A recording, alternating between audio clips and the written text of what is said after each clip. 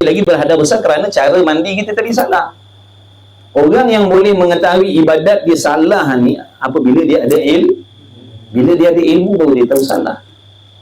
Kalau kita tak ada ilmu, kita tak akan tahu cara mandi yang macam tu, guna air yang macam tu, contohnya tak sah. Kita pun mandi macam biasa. Padahal kita masih lagi berhadap besar. Apa tu semayang pula? Adakah semayang kita sah? Tak sah semayang. Besok Zuhur macam tu lagi, Asar macam tu lagi, Maghrib macam tu lagi, Isyak macam tu lagi, Subuh macam tu lagi, lusa pun semayang macam tu. Bayangkan maksiat sepanjang hidup dia. Orang lain semayang dapat pahala yang banyak, kita semayang jadi dosa banyak. Itulah bahayanya kalau meninggalkan menuntut ilmu. Itu sebab bahaya. Tapi bahaya dia tak nampak. Nanti selepas mati baru nampak bahaya dia. Bahaya ni, bahaya akhirat ni dia tak nampak waktu hidup. Lepas mati besok nampak bahaya dia. Maka yang nampak bahaya-bahaya ni para nabi, para rasul, awliya illahi salihin, para alim ulama, mereka nampak bahaya yang jenis gaib ni. Bahaya yang jenis tak nampak dengan mata kasar ni dapat dilihat oleh orang-orang soleh, alim ulama. Bahaya meninggalkan solat, bahaya tidak menuntut ilmu, bahaya rosak akidah. Kita orang awam ni tak nampak. Kita tak nampak. Yang nampak benda ni orang yang ada ilmu, dia nampak bahaya tu. Sebab tu kita tengok alim ulama, tutup guru ni dia tak henti-henti mengingatkan kita. Sebab sayang kepada kita, tak nak kita ni terjatuh dalam bahaya yang bahayanya itu lebih dahsyat daripada segala jenis bahaya yang ada atas dunia lagi. Macam kita nampak contoh ataupun kita tahu tempat-tempat tu bahaya, kita akan larang kawan-kawan kita, betul? Jangan pergi situ, jangan pergi situ. Sebab apa? Kita tahu bahaya dekat situ. Itulah ibaratnya alim ulama, orang soleh, dia nampak bahaya-bahaya yang dalam kubur, bahaya saat sakaratul maut, bahaya saat roh kita nak dicabut, bahaya waktu dalam liang lahat, bahaya waktu bertemu dengan malaikat munkar nakir. Mereka nampak bahaya-bahaya tu dengan ilmu mereka nampak. Dengan pandangan mata hati mereka nampak. Sebab tu mereka selalu mengingatkan kita, jangan. Tapi kita tak faham. Kita menganggap mereka ni adalah golongan yang sibuk dengan diri kita, sibuk hal orang. Padahal mereka mengingatkan kita tu kerana kasih sayang sesama Islam. Itu contohnya. Sebab tu ilmu fiqah ni kalau tak belajar jadi maksiat. Jadi maksiat ni bukan semata-mata berjudi, minum arak tu. Itu pun maksiat juga. Tapi amal ibadat yang wajib kalau dibuat dengan cara yang salah dan tak diulang dengan cara yang betul, dia jadi maksiat. Sejak akil balik sampai sekarang macam itulah semayang kita. Allahu Akbar. Macam mana tu? Macam mana nak jawab besok tu? Maka sementara kita ni diberi umur oleh Allah, kesihatan, keampiatan, marilah kita belajar. Marilah kita belajar. Belajar. Tak apalah, seminggu sekali, seminggu dua kali, permulaan. Jangan tinggalkan langsung. Belajar untuk persiapan mati kita. Untuk persiapan mati kita. Persiapan dunia kita dah ada dah macam-macam. Rumah dah ada, kereta dah ada, duit dah ada. Persiapan mati tu. Bila lagi kita nak mula buat persiapan yang betul-betul, bukan yang main-main, yang betul-betul. Kalau tak mula daripada sekarang, nanti kita akan bertangguh juga. Maka ngajilah. Ngaji, jangan tak ngaji. Jadi kita menyesal nanti. Jadi kenalah belajar ilmu fiqah. Ilmu fiqah kena ngaji lah. Ngaji berkitab macam ni lah. Mesti. Yang kita pergi ceramah-ceramah tu tak pakai. Ceramah-ceramah maulid, ceramah Isra Mi'raj, ceramah nuzul Quran, itu untuk membangkitkan semangat nak beribadat boleh. Ada pun untuk memahami ibadat sehingga kita boleh buat dengan cara betul, bukan di ceramah-ceramah tempat dia, bukan. Kalau dalam ceramah Maulid, dia akan cerita tentang Maulid. Betul? Kalau ceramah Isra' Mi'raj, cerita tentang Isra' Mi'raj. Dia tak cerita, penceramah tu tak ajar kita cara mandi wajib, bab air, bab suci najis, tak ada ajar dalam bab tu. Tapi ramai di kalangan kita yang tertipu. Jadi benarlah kata Al-Imam Al-Ghazali rahimahullah ta'ala, bahawasanya syaitan itu bukan sekadar mengajak kita membuat maksiat. Ada kala dia menyuruh kita, mengajak kita membuat kebaikan, tetapi dengan tujuan memasang perangkap. Itu contohnya perangkap. Dia lekakan kita dengan ceramah-ceramah supaya kita meninggalkan fardu ain. Kita pun berasa okey dah, beres dah. Dulu aku tak pernah rapat dengan agama ni. Sekarang ni mana-mana ceramah aku pergi dah, alhamdulillah. Berasa okey dah. Padahal dalam perangkap. Nampak tak tu? Jadi hati-hati dah. Sebab tu kalau nasihat tutup guru tu kita dengar je. Sebab dia lebih tahu daripada kita lagi.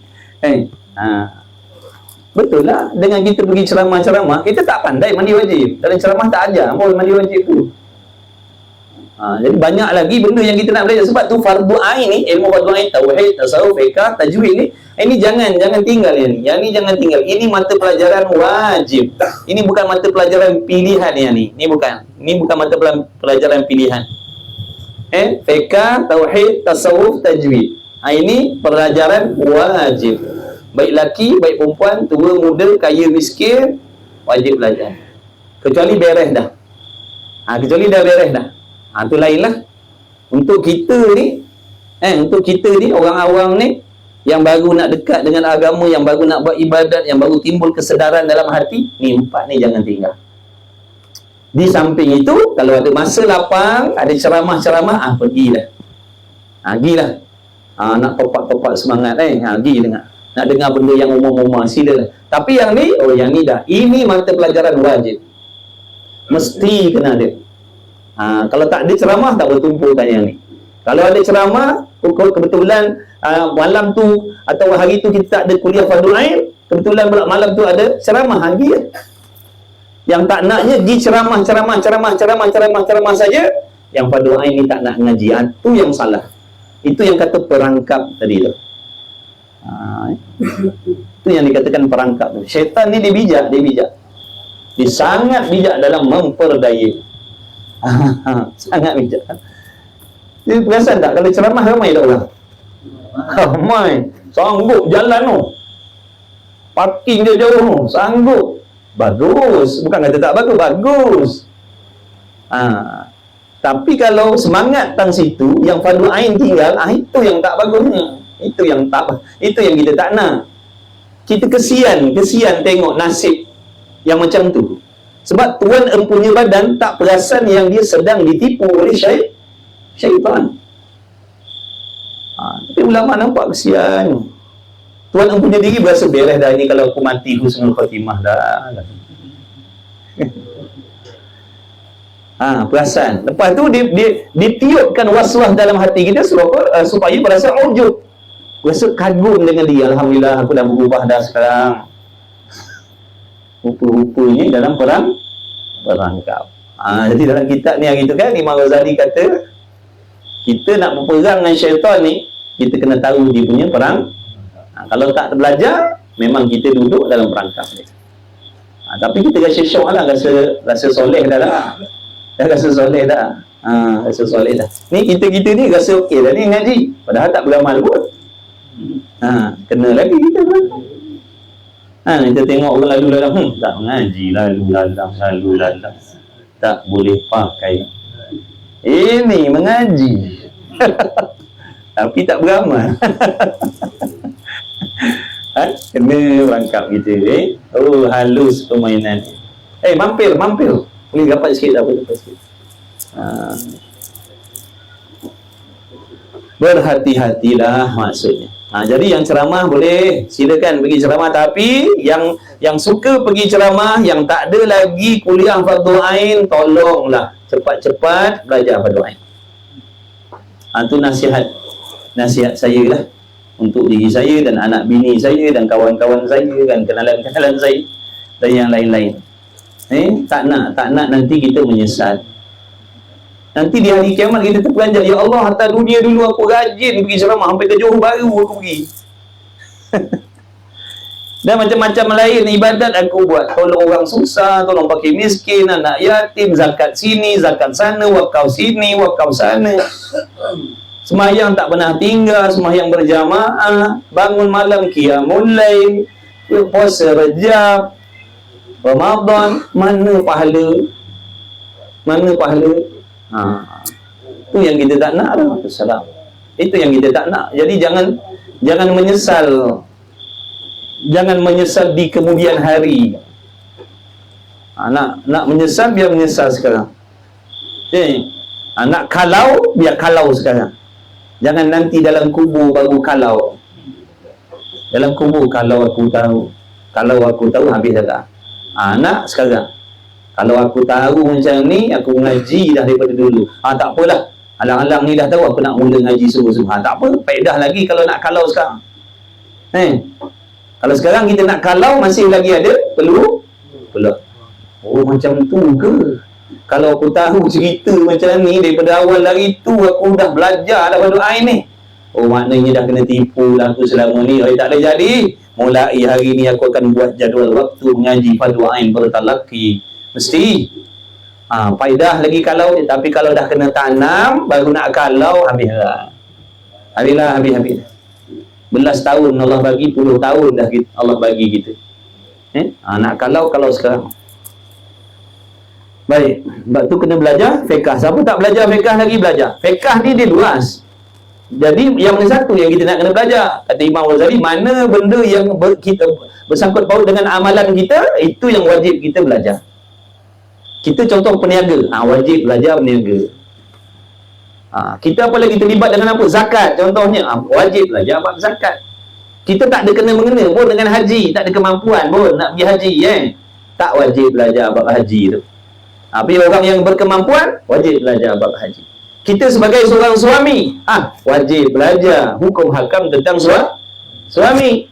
Kita sebagai seorang isteri, wajib belajar hukum hakam tentang isteri. Kita keluar rumah tak? Keluar tak rumah hari-hari? Keluar rumah, wajib belajar cara menutup aurat bila keluar rumah. Jadi apa sahaja yang bersangkut paut dengan perbuatan kita, itu yang wajib kita belajar. Itu fiqh. Sebab fiqh ni di luar macam-macam lagi. Belajar. Kita bila berhadas besar, wajib tak mandi wajib? Wajib mandi wajib. Bila berhadas besar, asbab jima, keluar mani, wajib mandi. Maka wajib belajar bab mandi. Kita hari-hari kena ambil wuduk tak? Ada kalau wajib ambil wuduk, kena belajar bab wuduk. Kita kena cuci pakaian tak? Kena, wajib belajar cuci pakaian. Semua tu ada dalam fiqh. Belajarlah. Kita terang macam tu sebab ramai di kalangan kita yang tak faham, yang tak boleh nak bezakan di antara fardu ain dan fardu kifayah. Itu yang pergi mengaji ikut-ikut kawan-kawan tu. Dia fardu ain ni setiap kita wajib belajar. Walaupun kawan-kawan kita dah alim, dah pandai, kita tetap juga wajib kena belajar. Kalau fardu kifayah lain, fardu kifayah ni memada dengan orang lain tahu, orang lain pandai, kita tak tahu, kita tak belajar pun tidak berdosa. Itu fardu kifayah. Selain daripada 4 ilmu ni, fardu kifayah lah. Tafsir, fardu kifayah, hadis, fardu kifayah, apa lagi, nahwu sharaf, itu semua tu fardu kifayah. Yang 4 ni fardu ain, fiqh, supaya kita boleh mengetahui syarat rukun sah batal dalam ibadat yang kita buat. Tauhid, untuk kita mengetahui akidah yang betul di dalam hati dan mana akidah yang salah supaya dapat kita jauhkan. Itu tauhid, akidah, ilmu akidah. Kemudian tasawuf, wajib mengaji supaya kita boleh mencari sifat-sifat yang haram ada dalam hati, penyakit-penyakit hati yang haram, penyakit yang haram yang ada dalam hati, yang tak boleh simpan dalam hati. Apa dia? Ada berapa jenis penyakit yang haram ada dalam hati kita, yang mana kalau ada dalam hati kita, amalan kita ditolak, dipadam, dihapuskan oleh Allah. Wajib kita kena tahu.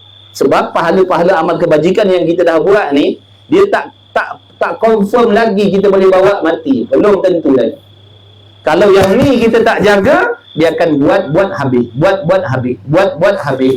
habis. Akhirnya balik alam barzakh dalam keadaan muflis, tangan kosong. Sebab tu kita wajib belajar bab hati ni. Apakah penyakit yang menjadi sebab amalan kita dimusnahkan oleh Allah? Apa dia? Kalau kita tak tahu, boleh jadi kita buat benda tu tapi kita tak perasan. Itu peranan ilmu tasawuf. Dan nak menghasilkan ikhlas dalam hati. Macam mana nak menghasilkan ikhlas dalam hati? Sebab ikhlas tu wajib. Macam mana Allahumma salli ala sayyidina Muhammad, macam mana nak memperbaiki, nak mengubati, nak merawat hati yang berpenyakit? Macam mana cara ni? Itu dalam ilmu tasawuf. Sebab tu wajib belajar tasawuf. Tajwid, paling tidak kita belajar tentang bacaan-bacaan yang wajib di dalam sembahyang. Itu paling tidak lah tu. Kalau kita nak baca Quran sampai khatam pun tak ada masalah lah, sunat, tak? Tapi baca dalam sembahyang ni maka kena pastikan takbiratul ihramnya, fatihahnya, tahiyyatnya, salamnya, kena pastikan dan membaca dengan makhraj yang betul, sebutan yang betul, supaya tidak mengubah arti-arti dan makna bacaan. Jadi ngajilah tajwid yang bersangkut paut dengan sembahyang kita tu. Paling tidak lah tu, sebab memang kena baca Quran tiap-tiap hari. Wajib baca Quran setiap hari, iaitu di dalam dalam sembahyang. Luar sembahyang sunat, dalam sembahyang wajib. Maka nak tak nak, mau tak mau kena ngaji lah. Jumpalah mana kawan-kawan ke yang pandai, dia tak syarat ustaz. Kawan-kawan kita pandai tajwid, ngajilah dengan kawan kita, tak ada masalah. Kau tolong semak bacaan aku ni, takbiratul ihram aku kalau aku baca macam ni sah dah. Tanya, apa nak malu? Apa nak malu? Tolong semak bacaan Fatihah saya betul tak? Kalau saya baca Fatihah macam ni, sah tak Fatihah? Tahiyat saya kalau macam ni, sah dah? Salam kalau baca macam ni, sah tak? Tanya yang sangkut paut dengan sembahyang. Sebab ni nak pakai dah ni. Ni nak pakai, hari-hari nak kena pakai ni, bacaan yang betul dalam sembahyang. Maka sebab tu 4 ilmu ni, ilmu fardu ain. Yang tak ada, buat jadual cepat-cepat, ngaji cepat-cepat. Dah ngaji ni tak apalah, nak meniaga lah, nak kerja lah, nak pergi jalan, ikutlah. Asalkan jangan tinggal 4 ni. Bila belajar 4 ni, nanti yang lain-lain tu Allah akan uruskan, insya-Allah. Yang lain-lain tu Allah akan tunjukkan nak buat macam mana, semua tu. Ni daripada ni, 4 benda ni. Kemudian kata musannif lagi,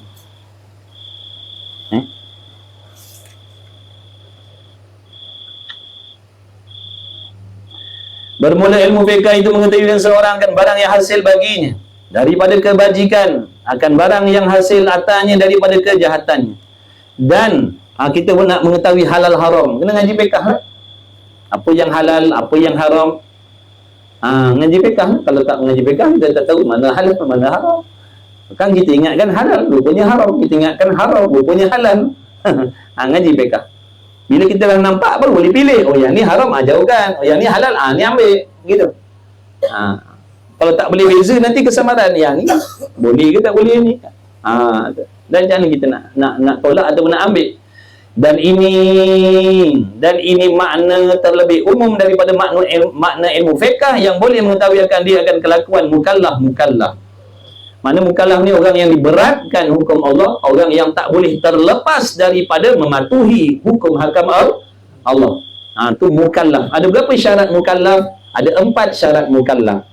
Ada 4 syarat mukallaf. Yang pertama, berakal. Yang kedua, baligh.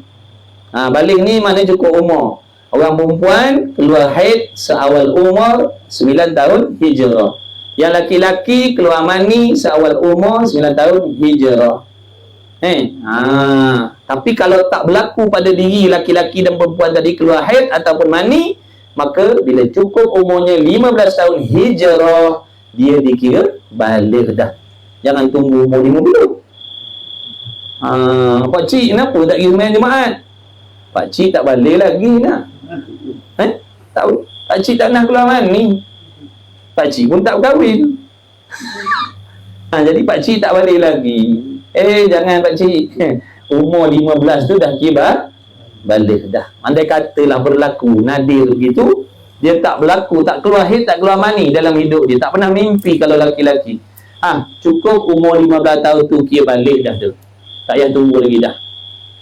Kemudian yang ketiga apa? Sampai seruan agama Islam pada diri dia. Dia pernah mendengar tentang Islam. Pernah sampai pada dia ajakan agama Islam.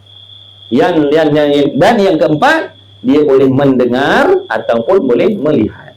Salah satu lah. Tapi kita yang ada malam di sini beruntung. Dua-dua Allah bagi kita. Mendengar pun boleh, melihat pun boleh. Sebab apa? Mendengar dan melihat ni alat untuk kita terima maklumat.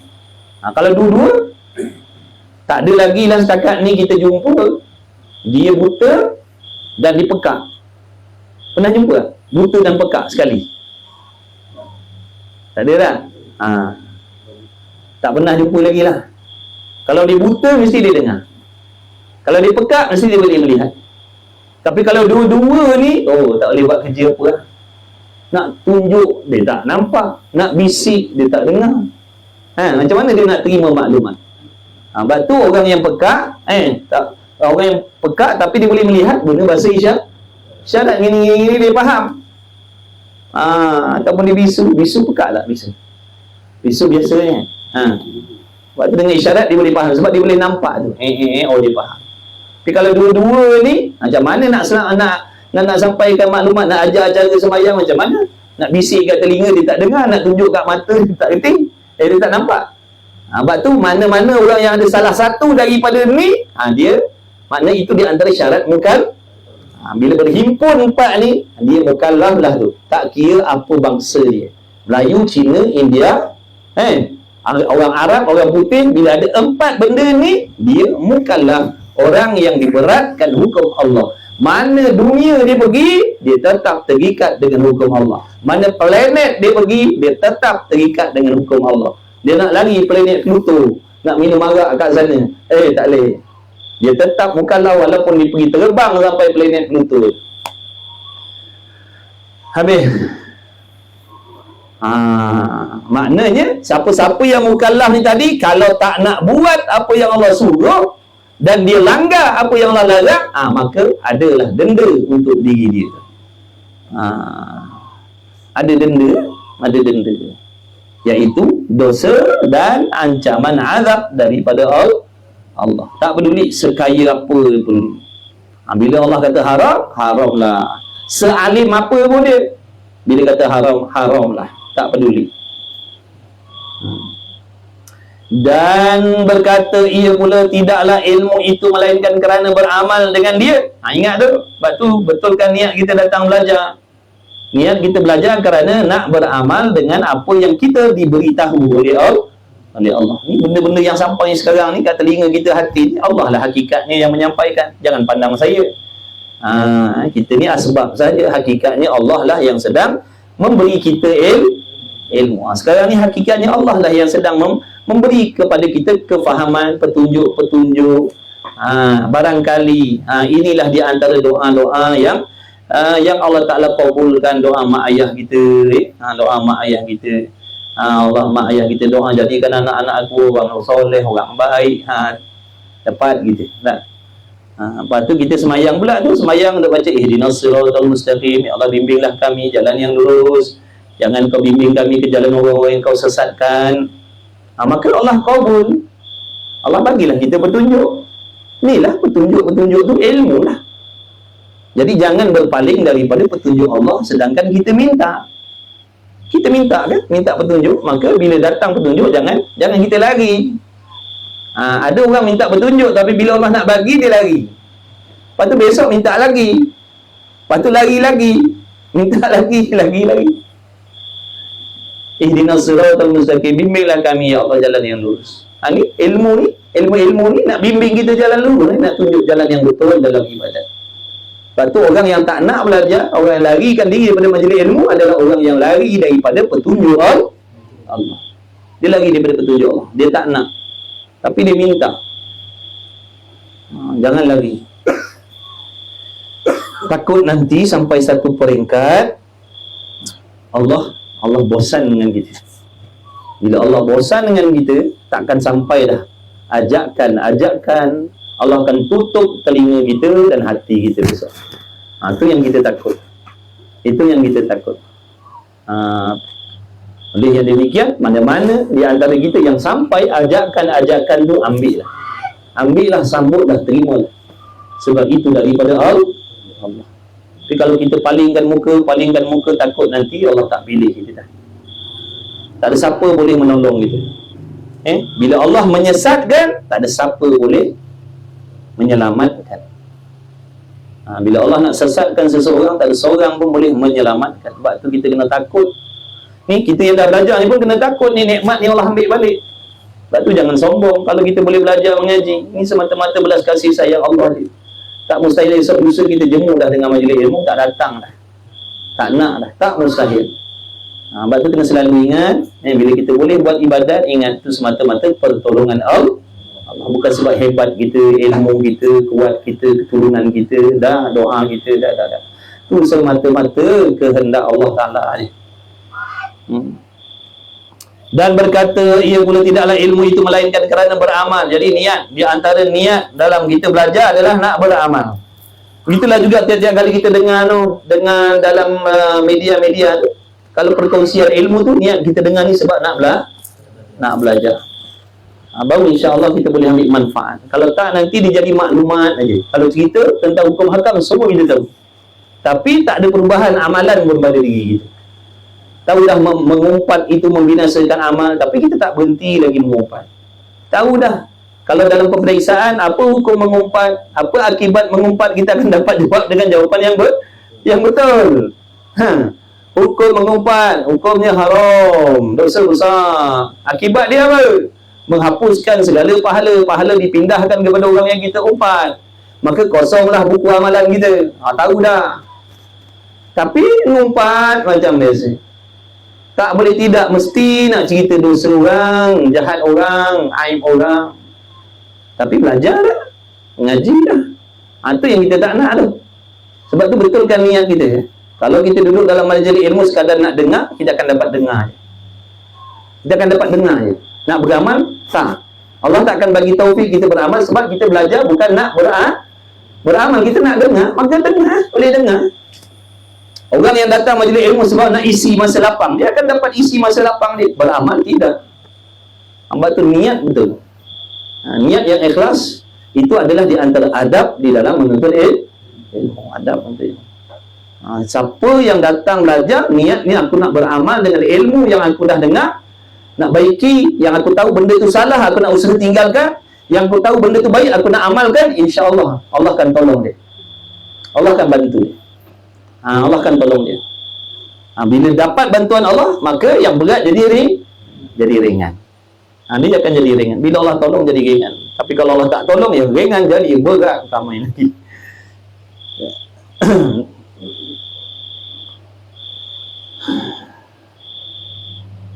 Dan bermula beramal dengan dia ilmu itu, meninggal yang bersegera bagi yang bertangguh.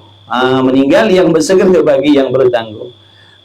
Dan bermula beramal dengan ilmu itu, meninggal yang bersegera bagi yang bertangguh. Maknanya jangan tangguh. Jangan tangguh. Apa benda yang baik-baik kita dengar, usaha buat. Tak boleh besok cuba lagi. Tak boleh esok lusa cuba lagi. Jangan putus asa. Kalau nak tengok betul ke dia nak buat benda, betul ke dia nak buat benda ni, Allah ujilah dengan berat, dengan susah, dengan payah. Orang kalau bersungguh, dia takkan mengalah. Itu tanda orang bersungguh. Tapi orang putus asa, baru 2-3 kali try tak boleh, tak nak lah. Itu maknanya dia putus asa. Kita nak tahu kita putus asa ataupun tidak.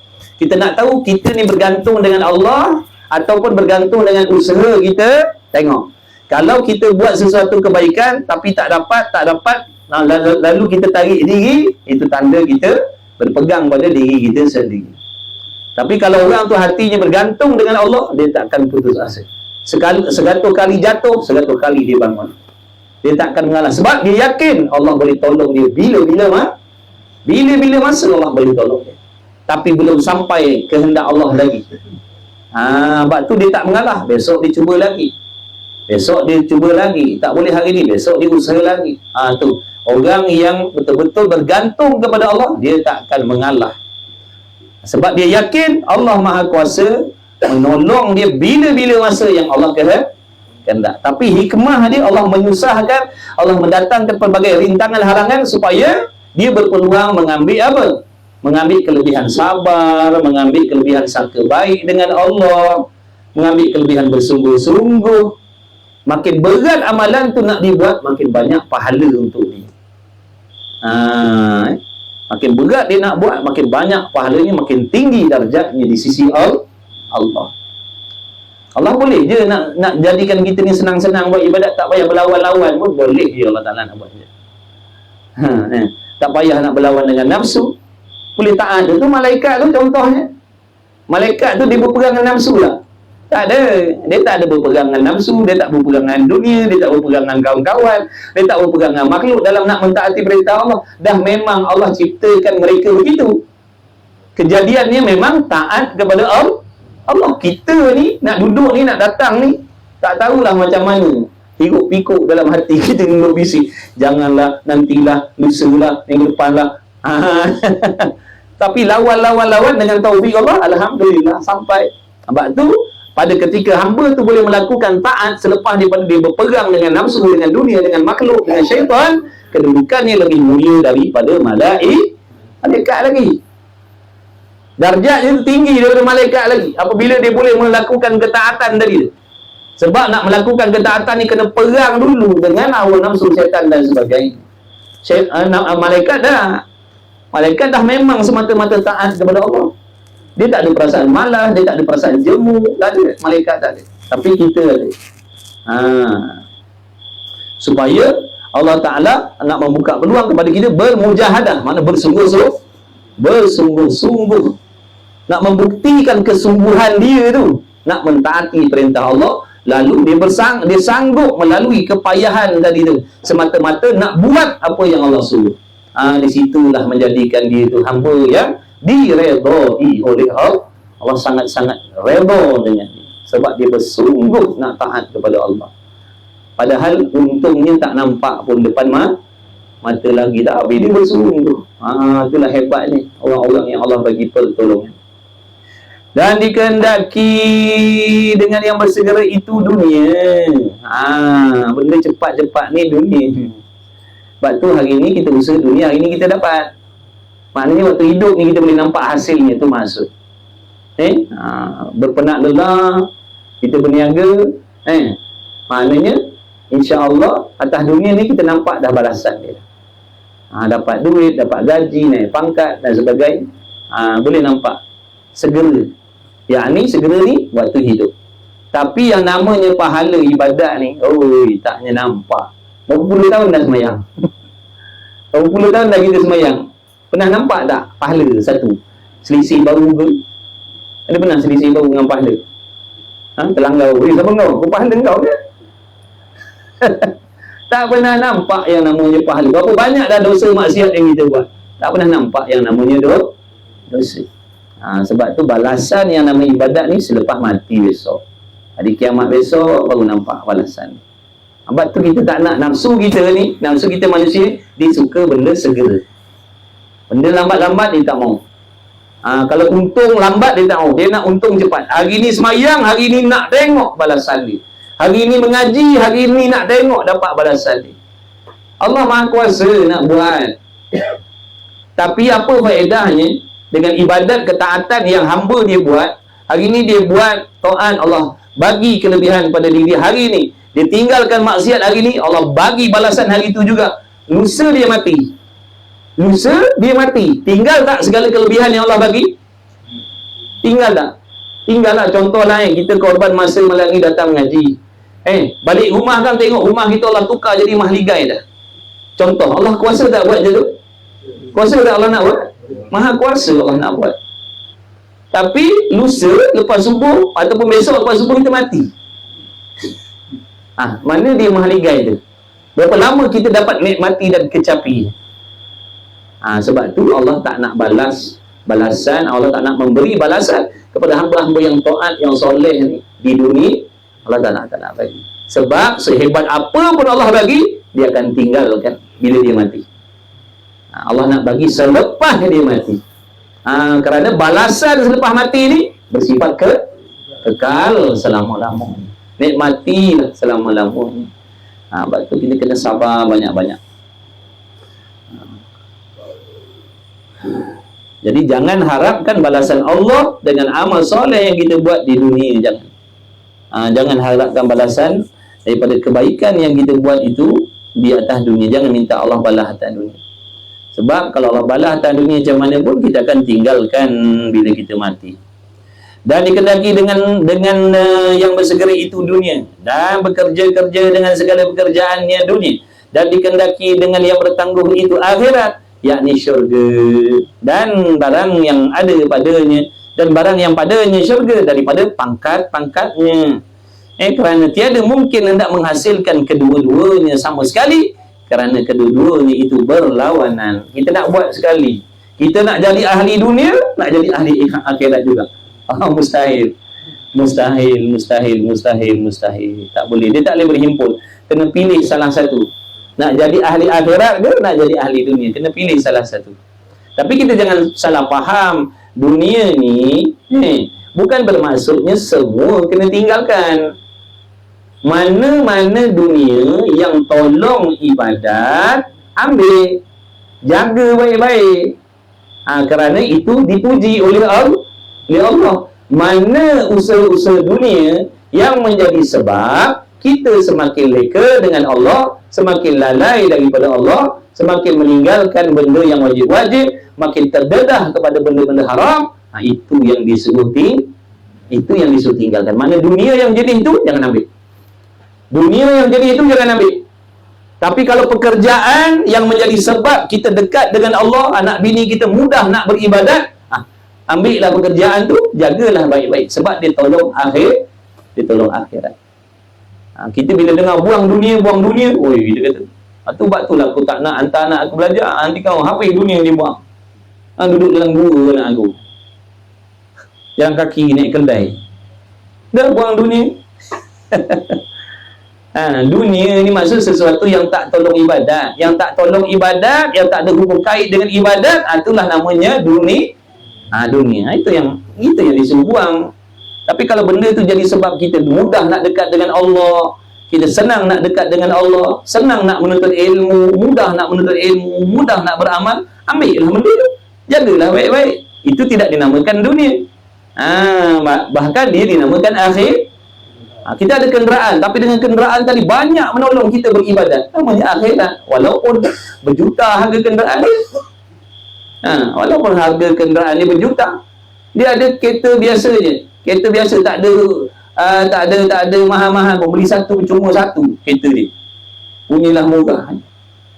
Tapi digunakan untuk seronok berhibur. Tidak menolong dia dekat kepada Allah. Namanya dunia, walaupun harganya murah. Boleh faham tak tu? Dia tak peduli nilai macam mana. Mana tengok kegunaan dia macam mana. Kalau benda murah, melekakan dunia. Kalau benda mahal, tapi dekatkan kita dengan Allah, akhirat. Habis.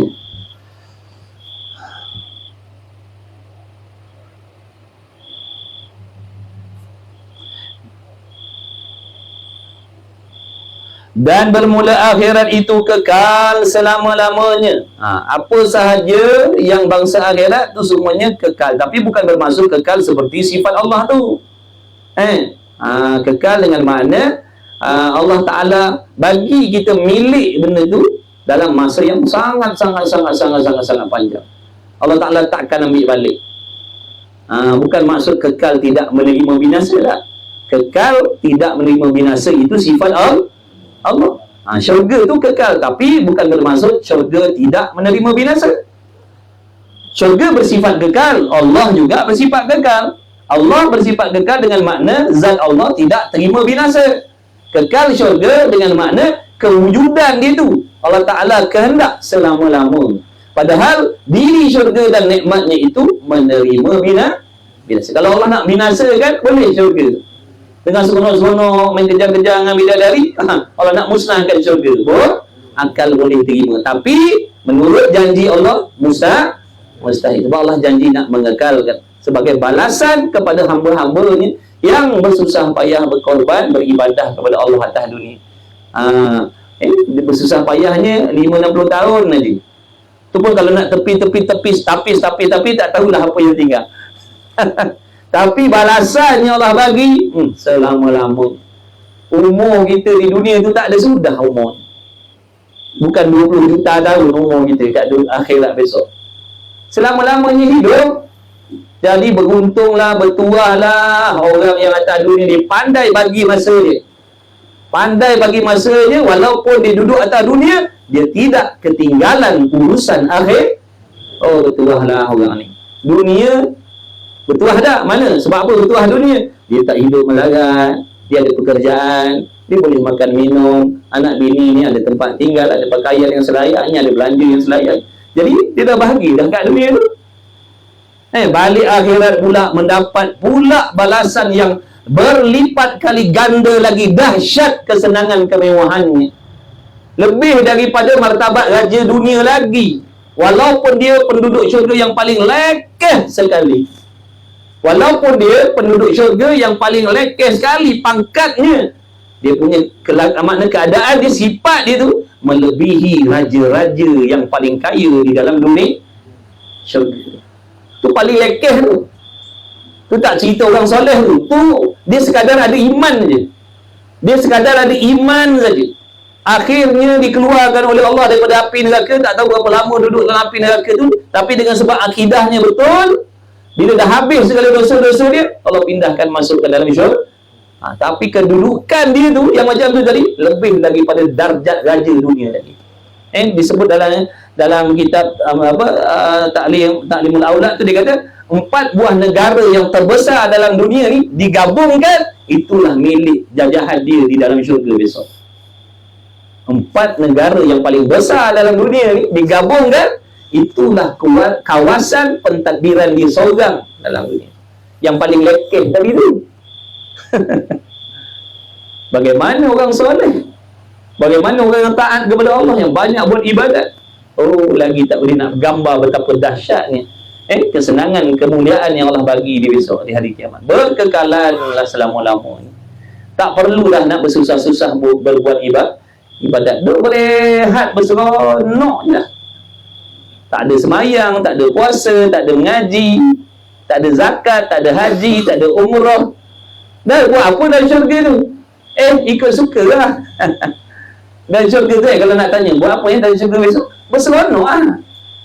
Syurga ni tempat berseronok. Selama mana Allah bagi kita berseronok? Selama-lamanya. Ada tak benda yang menyakitkan hati dalam tu? Tak ada. Ada tak benda yang susah dalam tu? Tak ada. Allah tak jadikan sebarang jenis kesusahan dalam syurga. Allah Ta'ala tidak menjadikan sebarang kesakitan dalam syurga. Dalam dunia ni penuh dengan sakit. Sakit hati, sakit mata, sakit telinga, menyirap, bergadang. Tapi dalam syurga tak.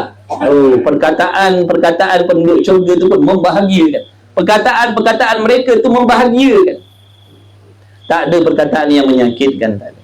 Dekat dunia ni hampir setiap hari sampai perkataan yang menyakitkan hati kat telinga kita. Tapi dunia lah sekejap je. Sabar, pujuk hati kita. Sabar, sekejap je kau hadap benda. Sekejap. Sabarlah, sekejap je.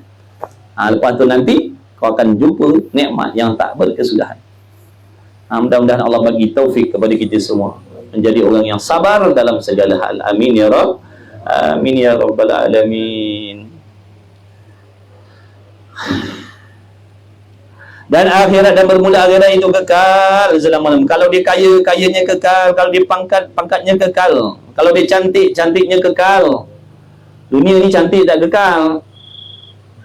Akhirat cantiknya kekal. Bahkan bertambah-tambah cantik. Jangan buat pasal lah. Malam baru ni kita cerita pasal syurga, tercampak kitab kawan kita dengar. Tengah baca kitab bab syurga, tercampak. Dia terperancat. Dia terlelap sebenarnya.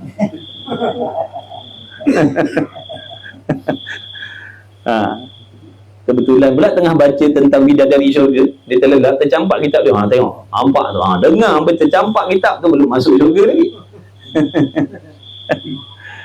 Punyalah dahsyatnya.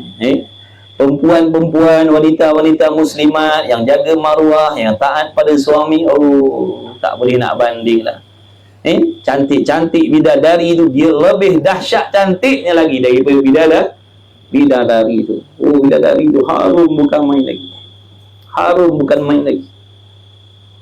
Baru dia, subhanallah, bini kita yang solehah tu lebih dahsyat wanginya daripada tu lagi. Kita nak jumpa siapa? Boleh. Dah hantar makanan ni, wallahu a'lam. Dah makanan dah sampai?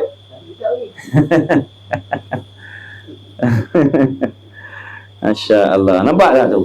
Nampak tak tu? Duduk-duduk yang makanan sampai. Memang ni wali-wali lah juga ni. Ini namanya rezeki tanpa usaha nama ni. Ini nama rezeki tanpa usaha. Rezeki tu ada dua bentuk. Satunya diperolehi asbab usaha, satunya diperolehi dengan tanpa usaha. Tu makan apa tu bang? Sate ke apa tu? Kalau nak usaha kena masak betul? Kau boleh makan benda macam tu tak? Ni tak duduk je sampai sate. Tak payah masak. Itu nama rezeki tanpa usaha. Rezeki tanpa usaha. Kalau orang kata nak rezeki kena usaha, betul. Nak rezeki tak payah usaha pun betul. Dua-dua betul. Yang mana kedua-dua tu hakikatnya daripada Allah. Allah lah yang baik. Allah pun mudahkan, nampak? Antum datang belajar, Allah mudahkan. Tak payah masak, tak payah menggoreng, tak payah apa benda, bela kambing, tak payah bela lembu sampai kambing. Siap sembelih, siap masak, tak payah ternak kambing. Allah, Dan bermula akhirat itu kekal selama-lamanya, maka lazimlah meninggalkan yang binasa kerana mengambil yang kekal. Ini nasihat dia. Ini pesan kepada kita semua, khususnya saya. Lazimkan diri kita ni apa? Meninggalkan benda yang bina.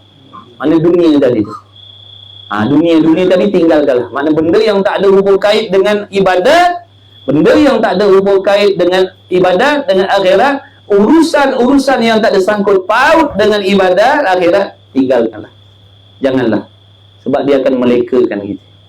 Dia akan melekakan kita. Tapi kalau urusan tu ada hubung kait dengan ibadat, silakan. Tapi kalau urusan tu tak ada kena-mengena dengan ibadat, tinggalkan. Itu yang namanya dunia tadi. Dalam hati kita kena azam, aku nak benda-benda yang memberi manfaat akhirat. Benda yang tak ada memberi manfaat akhirat, aku tak nak, aku tak mau. Aku tak nak menyusahkan diri aku. Aku tak nak menghabiskan waktu aku atas dunia ni membuat sesuatu yang tidak ada hubung kait dengan ibadat. Tak nak. Nanti rugi masa kita. Rugi masa. Masa kita tak banyak. Masa kita tak banyak. Umur kita bukan macam Fir'aun. 1000 tahun. Atau umat yang dulu 100 tahun umurnya. Umur kita tak sampai 63, 80. Itu pun dah jarang ada dah umur panjang-panjang. Banyak bersepah mati muda-muda tengah jalan. Tengah jalan tu mati bersepah muda-muda, 18 tahun, 20 tahun, 30 tahun. Jadi mati ni, kita ni dah lah umurnya sikit. Jadi jangan leka lah. Mula sekarang kena atur dah. Apa benda yang memberi manfaat ibadat, aku nak kena buat. Apa benda yang jadi sebab aku tak boleh nak mengaji, apa benda yang jadi sebab aku tak boleh nak semayang, benda-benda tu buang dah. Benda-benda tu buang. Apa program-program yang menjadikan aku meninggalkan kewajipan, tinggalkanlah benda-benda macam tu. Jangan sibukkan diri dah. Program yang memberi pahala, yang memberi manfaat, silakan. Yang tak ada hubung kait, kalau boleh jangan. Sebab kita masa dah tak banyak. Kita ingat kita hidup sampai tahun depan, esok lusa umur masjid dah. Umur kat masjid dah. Si Polan bin si Polan katanya dah kembali ke rahmatullah. Kita pun tertanya, siapa? Polan bin Polan. Ya ke? Jangan kata orang lain tak sangka dengan kematian kita, kita pun tak sangka dengan kematian kita hari itu. Imam Ghazali kata, kalau kita boleh tanya orang mati tu, dia akan jawab, sesungguhnya aku tak sangka yang aku mati hari ini. Kita pun macam tu lah besok. Kita pun, itulah jawapan kita. Itulah jawapan kita. Kita takkan sangka yang kita mati hari itu dalam keadaan begitu, di tempat itu, di masa itu. Seorang pun takkan sangka. Sebab apa? Kita sangka yang kita ni akan hidup lagi. Dia datang mengejut ni, mati tu dia datang mengejut. Tapi jangan risau, kalau dia orang soleh, hatinya bersih daripada sebarang penyakit, akidahnya betul, amalannya betul, dia tak buat zalim dengan orang, mati terkejut ni satu kenikmatan bagi dia. Orang yang soleh, orang bertakwa ni, mati terkejut tu kenikmatan bagi diri dia. Terus dapat nikmat yang Allah Tapi sebaliknya, kalau orang fasik, ahli maksiat, mati terkejut ni celaka yang sebesar-besar. Celaka yang sebesar-besar. Tak ada amaran daripada Allah. Lain dengan orang tu, sebelum mati dia sakit seminggu. Adalah juga masa nak merenung-renung kesilapan, kesalahan. Ini yang datang mengejut ni. Tengah seronok-seronok tak semayang, seronok-seronok tak mengaji, seronok-seronok dengan dunia. Mati. Allah. Macam mana nak jawab? Siapa nak tolong jawab? Siapa nak tolong jawab? Melainkan kita lah yang kena tanggung jawab. Sebab tu kena selalu ingat mati kita. Kalau kita selalu ingat mati, selalu ingat azab yang Allah janji, insya-Allah hati kita akan mudah nak dekat dengan Allah. Yang menyebabkan kita banyak tinggal ibadat ni, kita lupakan mati tu. Kita banyak ingat dunia pagi, petang, siang, malam, nak berseronok. Itu yang jadi kita leka, kita tak rapat dengan Allah. Sebab tu usaha ajar hati kita ni banyak ingat mati, banyak ingat azam Allah. InsyaAllah Allah akan datangkan pertolongan, Allah akan dorong kita, Allah akan dekatkan kita dengan ibadat, dengan akhirat, dengan ilmu, insyaAllah. Yang menyebabkan kita tak dapat tu sebab hati kita leka kan. Hati kita leka, akal kita leka memikirkan tentang seronok, nak seronok, nak bersukaria, nak enjoy. Tak ada dalam hati kita ingat tentang mati. Bila tak ingat mati, tak ingatlah ibadat. Tak ingat mati, tak ingatlah sembahyang. Tak ingat mati, tak ingatlah nak belajar. Yang kita fikir enjoy je pagi, petang, siang, malam. Itu yang kita akan enjoy. Seronok. Dah jumpa malaikat maut. Itu yang kita tak nak. Sebab cerita akhirat ni cerita yang sangat menggerunkan. Bukan cerita main-main. Mudah-mudahan ya Allah selamatkan kita semua daripada kelekaan, kelalaian. Sebab tu kita kena duduk dalam satu kumpulan. Kita kena duduk dalam satu kumpulan yang mana dalam kumpulan ni ada orang-orang yang selalu mengajak kita, mengingatkan kita. Jangan duduk seorang-seorang. Syaitan nafsu dia sangat suka menyesatkan orang yang suka duduk bawa diri seorang-seorang. Ibaratnya macam kambing. Kambing kalau dia jenis ranger tu kan, kambing tak nak berkawan no? Jadi macam tu mudah kena terkam dengan rimau. Tapi kalau kambing duduk dalam kumpulan ni, insya-Allah nyawanya panjang sikit. Rimau mikir nak pergi rapat. Itulah ibaratnya. Lepas tu kalau kita dalam proses nak hijrah ni, kalau duduk seorang-seorang, tak lama dah hilang lah, gaib. Dah gaib. Dah gaib dah. Sebab apa duduk seorang-seorang?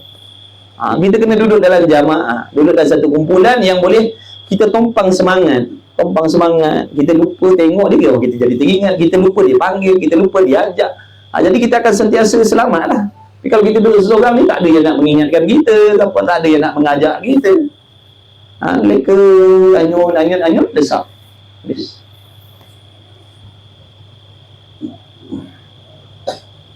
Kita ajak join, ajak duduk dalam grup, bukan saja-saja. Tak apalah nak uhang-uhang dalam grup tu pun tak apa, asalkan jangan keluar daripada situ. Uhang-uhang pun ada orang ingatkan, tapi kalau kita keluar, siapa nak ingatkan kita? Siapa nak ajak kita? Siapa nak tegur kita? Siapa nak nasihat kita?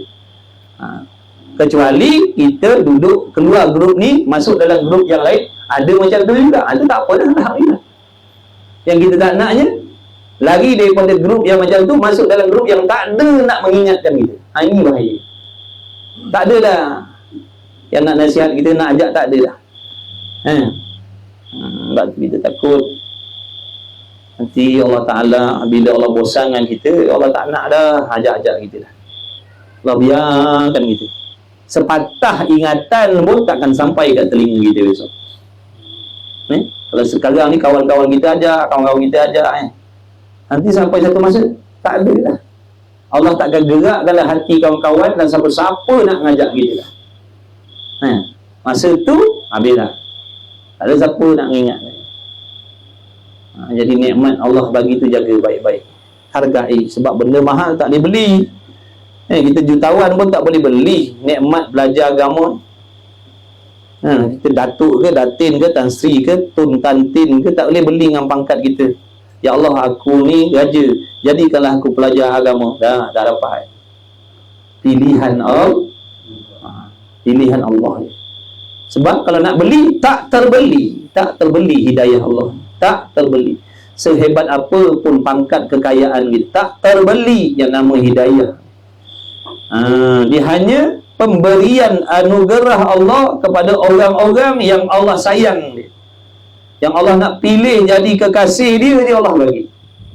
Pada orang-orang yang Allah nak bagi celaka pada dia, Allah akan jauhkan dia daripada hidayah Allah. Duduklah dalam kesesatan.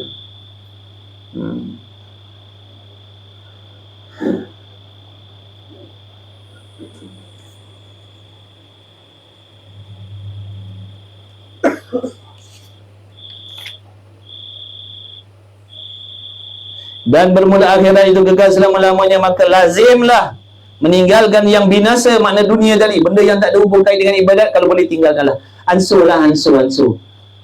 buang sikit-sikit, buang sikit-sikit. Mungkin nak buang sekali rap tu mungkin berat, sebab kita dah biasa dengan benda-benda macam tu. Buang sikit-sikit. Yang pasti ada perubahan dah. Kalau dulu contohnya sehari dia 5 jam leka, contohnya lah 10 jam dia leka, buang sikit. Maknanya buang 2 jam. Yang penting ada usaha. Ada usaha. Ansur, buang sikit-sikit. Tak adalah berasa pedih sangat. Kalau nak buang sekali tu pedih. Buang sikit-sikit. Yang boleh buang sekali, itu lagi bagus. Itu lagi bagus. Maka sayugialah bagi, sayugia di mana sepatut-patutnya bagi seorang manusia, bahawa tiada lupa ia daripada mana? Mengenalkan dirinya dengan lemah. Kita kena ingat, kita ni lemah, kita tak kuat. Kita tak kuat. Tak kuat kita. Serba-serbi tak kuat, kita lemah. Kita kena ingat. Kaya ke, muda ke, sadar ke, lemah kita. Nafas Allah bagi, akal Allah bagi, kederat Allah bagi. Lemah kita bergantung dengan Allah. Nak hidup, nak memandang, Allah tak tolong, tak boleh kita memandang. Allah tak tolong, tak boleh kita mikir. Allah tak tolong, tak boleh kita mendengar. Allah tak tolong, tak boleh kita bergerak diam. Allah tak tolong, ni organ-organ dalam anggota kita ni tak boleh berfungsi dengan betul. Banyak pertolongan Allah. Kita ni lemah, bergantung dengan Allah. Pekerjaan kita Allah bagi, gaji kita Allah yang tetapkan, anak bini kita Allah yang hadiahkan, suami Allah yang hadiahkan. Semua Allah bagi pinjam. Sebab kita lemah, kita tak ada apa-apa pun. Tak ada apa-apa pun. Cuba kita bayangkan kalau Allah Ta'ala tak bagi kita akal, boleh tak kita nak duduk di tempat yang mana kita duduk sekarang? Boleh tak kita nak bekerja dengan jawatan kita sekarang, kalau Allah tak bagi nikmat akal kepada kita? Tak boleh. Tak boleh. Allah tarik sikit je, habislah kita. Kaya apa pun Allah ambil nikmat akal je, habislah semua.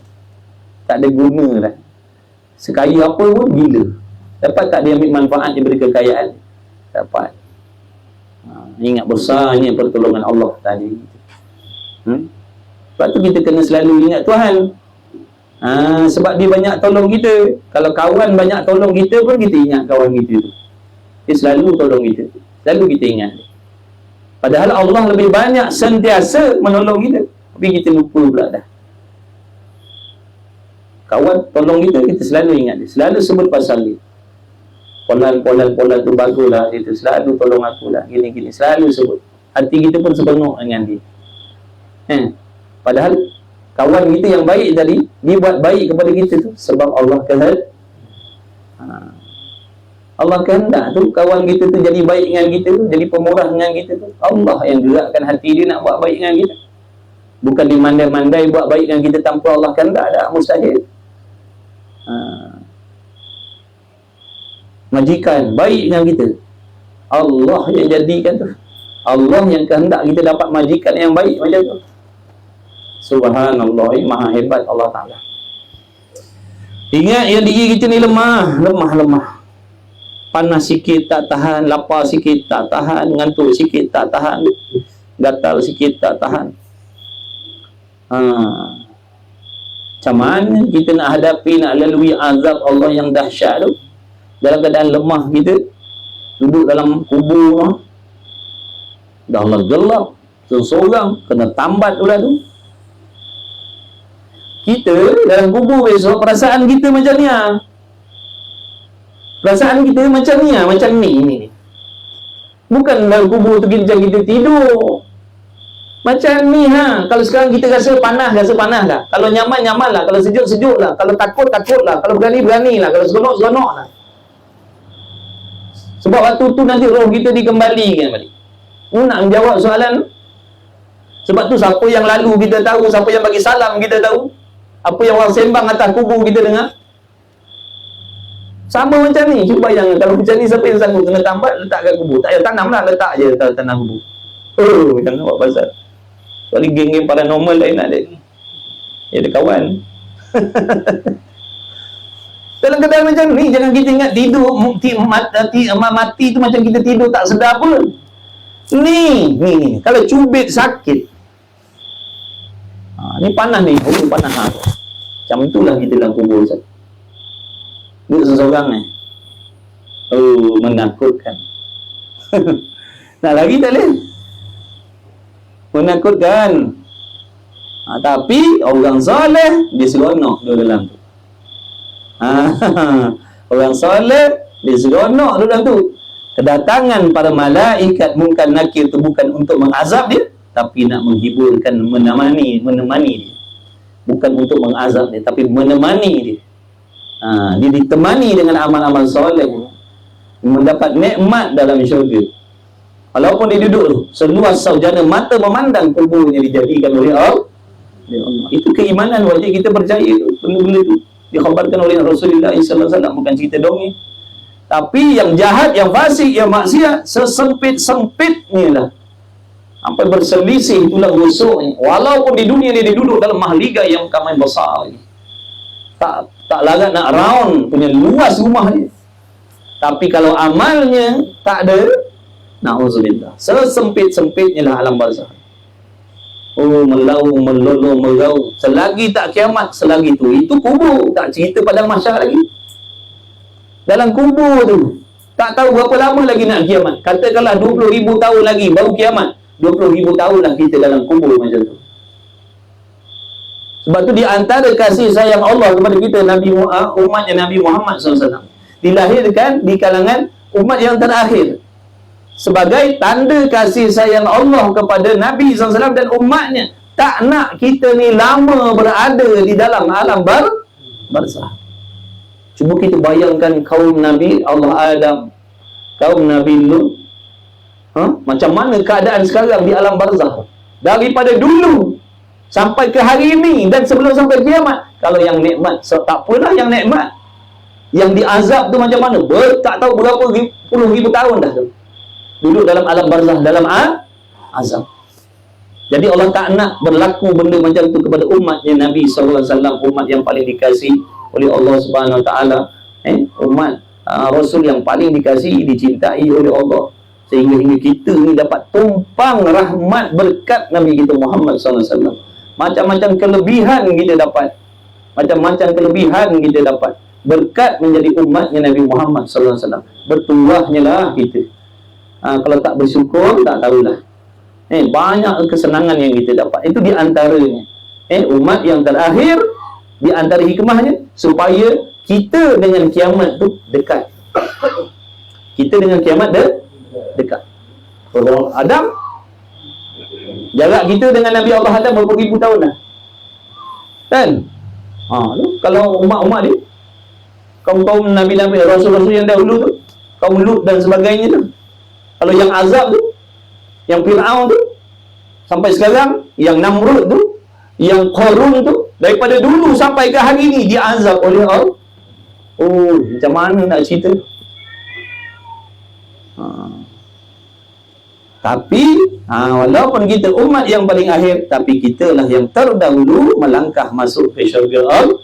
Mudah-mudahan kita semua dipilih oleh Allah Subhanahu Wa Taala melangkahkan kaki masuk ke dalam syurga bersama Nabi Muhammad sallallahu alaihi wasallam, bersama ahli keluarga kita, insya-Allah. Pada sama mak bapak kita, sama adik-beradik kita semua, tak tertinggal seorang pun. Mudah-mudahan ya Allah, amin ya Allah. Sebab tu kita kena ngaji. Orang ngaji ni dia ada kelebihan. Bukan kita nak bangga dah, usaha. Sebab ini Allah nak bagi menjadi pemangkin supaya kita ni jadi seronok nak belajar. Di antara kelebihan, kalau dalam ramai-ramai adik-beradik ada seorang yang belajar agama, dia jadi orang soleh, dia ni besok Allah bagi peluang memberi syafaat kepada yang lain.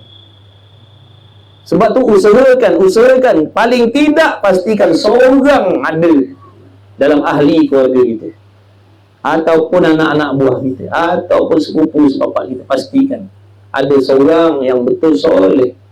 Inilah nanti yang akan Allah Ta'ala bagi peluang selamatkan siapa yang kau nak selamatkan hari ini.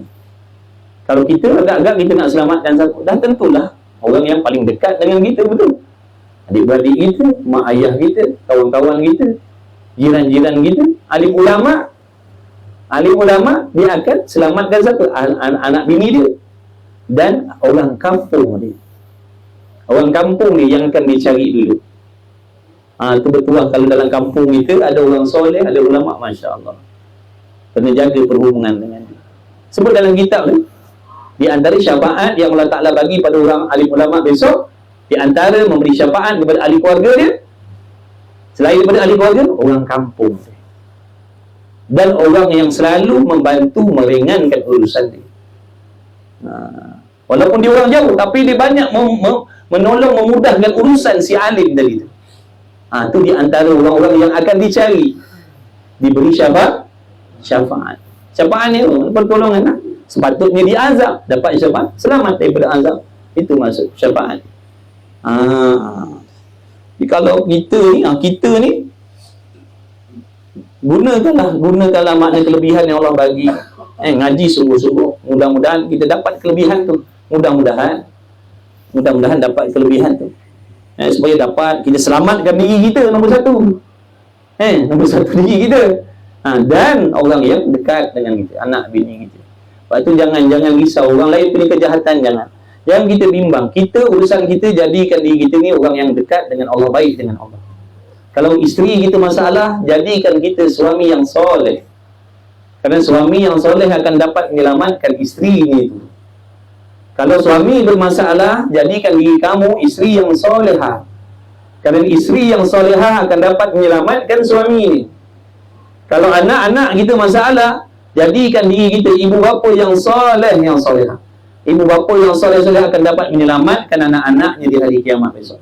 Kalau mak bapak kita bermasalah, jadikan diri kita anak-anak yang soleh, yang solehah. Kerana anak-anak yang soleh-soleh dapat menyelamatkan ibu bapa. Allah Maha Adil lah. Allah Maha Adil. Sebab tu jangan kita risau. Jangan jadikan alasan maksiat orang lain untuk kita, lesen untuk kita menderhaka kepada Allah. Jangan. Saya tak nak jadi baik sebab apa? Mak bapak saya masalah. Kenapa? Apa urusan? Kalau dah kamu tahu yang mak bapak kamu bermasalah, kamu usaha jadi anak yang soleh, supaya nanti kamu boleh menyelamatkan ibu bapa kamu. Kalau kamu tahu isteri kamu bermasalah, jadikan diri kamu suami yang soleh, supaya nanti kamu dapat menyelamatkan isteri kamu. Bukan jadikan itu sebagai lesen untuk kamu sama-sama membuat benda maksiat. Kadang-kadang jadi trend benda itu. Suami masalah, isteri jadikan peluang untuk buat maksiat. Sebab apa? Suami tak baik. Kenapa macam tu? Sepatutnya jadikan diri kita isteri yang solehah, supaya nanti dapat selamatkan suami kita tu. Kita tak ada kuasa nak ubah suami kita. Kita tak ada kuasa nak ubah bini kita. Kalau kita ni, usaha ikhtiar kita boleh memberi bekas, Tak ada seorang pun yang jahat atas dunia. Tak ada seorang pun yang masalah atas dunia. Kalau kita ada kuasa mengubah orang lah, payah nak ubah orang ni. Buktinya mana? Diri kita sendiri pun kita payah nak ubah. Apatah lagi orang lain. Kita nak ubah lidah kita ni jadi lidah yang baik pun payah. Ni kan nak ubah lidah orang lain. Kita nak ubah hati kita jadi baik pun payah. Macam mana nak ubah hati orang lain? Sebab tu kita ni Allah perintah supaya berusaha memberi nasihat. Selebihnya serah kepada Allah. Berubah tak berubah itu bukan urusan kita. Tapi setiap usaha kita memberi nasihat, memberi tunjuk ajar, itu dikira diberi pahala oleh Allah. Bila kita putus asa nak memberi nasihat, itu seolah-olah kita berpegang dengan diri kita. Kita berpegang, kita yakin seolah-olah kita ni ada kuasa mengubah orang lain. Sebab tu bila kita cuba ubah, tak berubah, penat dah, malas dah. Tak berubah pun kita cakap.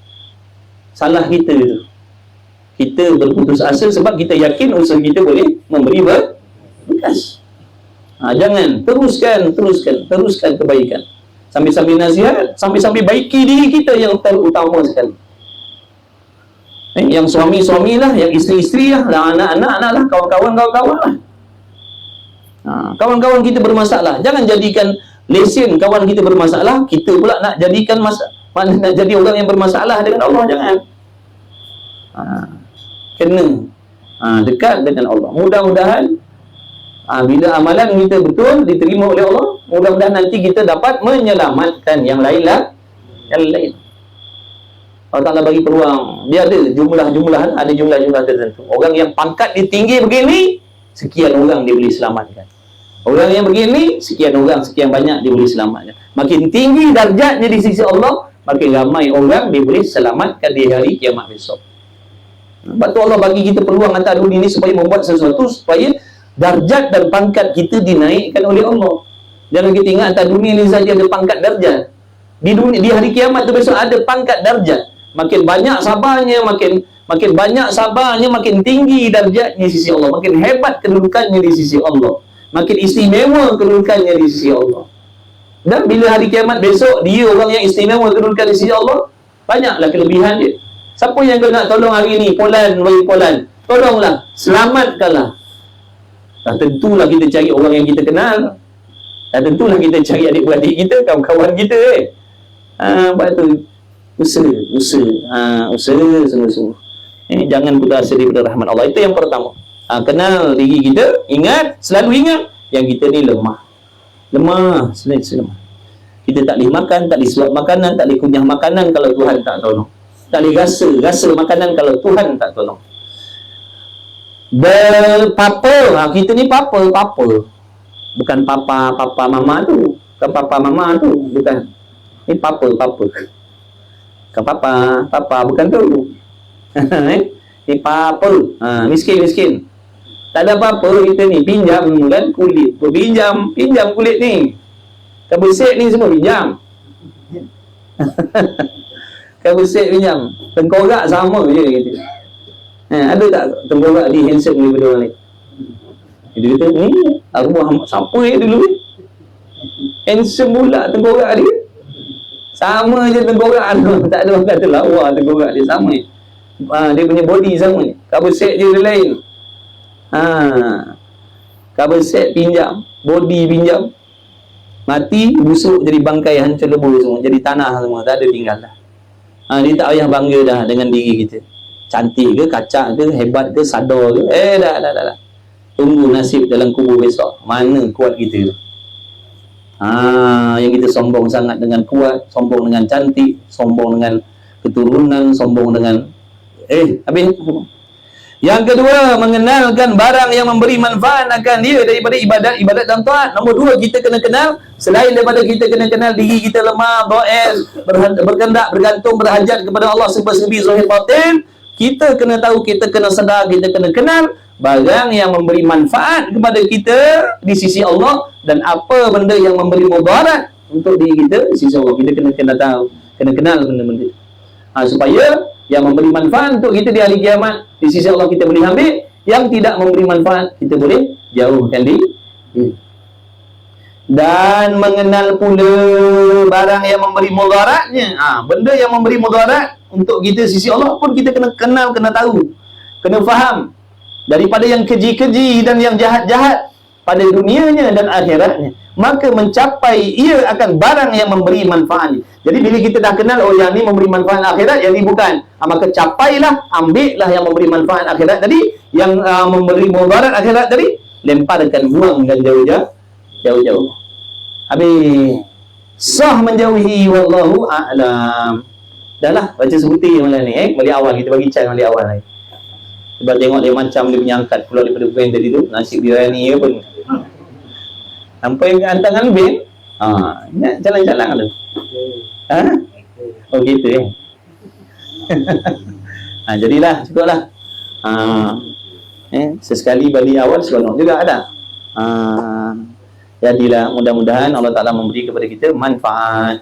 Mudah-mudahan dengan berkat majlis ilmu kita ni, dengan berkat Tuan Pengarang kita, dengan berkat Nabi Muhammad SAW, dengan berkat para malaikat yang mengerumuni majlis ilmu pada malam ini, dengan berkat doa ibu bapa kita, dengan berkat doa alim ulama orang soleh, mudah-mudahan kita semua yang hadir, tidak terkecuali seorang pun, yang lama yang baru, yang baru datang, yang dah lama datang, yang tak dapat hadir kerana keuzuran, tak terkecuali sekalian muslimin muslimat, mukminin mukminat, khususnya kedua ibu bapa kita, ibu bapa mertua kita yang ada, yang dah tak ada, adik-beradik kita semuanya, mudah-mudahan mendapat keampunan daripada Allah Subhanahu wa Ta'ala, masuk anak bini kita semuanya, mereka banyak khidmat dengan kita. Mudah-mudahan Allah Ta'ala mempermudahkan urusan, mengabulkan doa-doa hajat-hajat yang tersirat dalam hati orang yang banyak khidmat dengan kita. Sesungguhnya Allah Ta'ala tahu apa yang dia nak, apa yang dia hajat, tapi oleh kerana tersekat dengan kekuasaan kehendak Allah, tak dapat nak menikmati ataupun mengecapi benda itu. Mudah-mudahan Allah Ta'ala mempermudahkan. Allah Ta'ala mempermudahkan yang suami-suami ada hajat, ada hasrat, ada impian untuk memberikan yang terbaik kepada ahli keluarga. Mudah-mudahan Allah mempermudahkan, mengabulkan, mempermudahkan. Ibu bapa yang ada hasrat yang baik-baik untuk untuk anak-anak yang tersirat dalam hati, mudah-mudahan Allah permudahkan, Allah kabulkan, Allah dorongkan. Mudah-mudahan Allah Ta'ala memberi keberkatan di dalam apa sahaja usaha yang kita buat. Mudah-mudahan kita sentiasa dipilih lagi oleh Allah, dipilih dan terus dipilih sampai kita mati menjadi penuntut ilmu. Diberi kesabaran kepada kita semua. Mudah-mudahan Allah Ta'ala bagi taufik kepada kita untuk berusaha memperbaiki diri kita, perhubungan kita dengan Allah Subhanahu Wa Ta'ala, membersihkan hati kita daripada sebarang jenis penyakit yang dibenci oleh Allah, menghiaskan hati dengan segala sifat yang terpuji. Mudah-mudahan Allah Ta'ala membimbing rohani dan jasmani kita. Mudah-mudahan Allah tidak meninggalkan kita, mudah-mudahan Allah tidak melupakan kita. Mudah-mudahan kita direzekikan oleh Allah, kita semua tak terkecuali direzekikan oleh Allah husnul khatimah. Andai kata ada di kalangan kita ahli keluarga ibu bapa yang dah pergi, mudah-mudahan Allah Ta'ala merahmati mereka, meridai mereka, mengampuni mereka, menjadikan alam barzah mereka taman-taman syurga yang sangat indah. Asbab anak cucu cicitnya hadir dalam majlis ilmu. Mudah-mudahan Allah sampaikan segala amal kebaikan, kebajikan kepada mereka semuanya. Mudah-mudahan kita semuanya dipilih oleh Allah mendapat syafaatnya Nabi Muhammad sallallahu alaihi wa alihi wasallam. Amin ya rabbal alamin. Tak lupa saudara mara kita di Palestin yang sedang dizalimi, dan sekalian orang Islam yang dizalimi oleh orang kafir harbi di seluruh dunia mana-mana pun. Mudah-mudahan diberi pertolongan oleh Allah, keselamatan oleh Allah, perlindungan oleh Allah, penjagaan oleh Allah, kemenangan oleh Allah. Dan mudah-mudahan Allah Ta'ala memusnahkan, menghancurkan sekalian musuh-musuh Islam yang nyata dan yang tak nyatanya dengan berkat Nabi kita Muhammad sallallahu alaihi wa alihi wasallam. Bismillahirrahmanirrahim. Alhamdulillahirabbil alamin wassalatu wassalamu ala Rasulillah. Allahumma rabbana fa'na bima 'allamtana, rabbana 'allimna alladhi yanfa'una, rabbana faqih ahlana wa qarabati lana fi dinina ma ahli kutri unsa wa lakaw wa sallallahu ala sayyidina Muhammad walhamdulillahirabbil alamin. Taqabbalallahu minkum minna wa minkum taqabbal ya karim.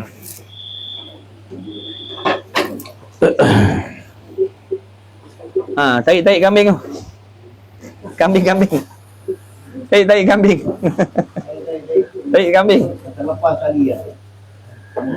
Alhamdulillah. Terima kasih semua, jumpa lagi besok. Besok hari apa? Oh, besok hari Selasa.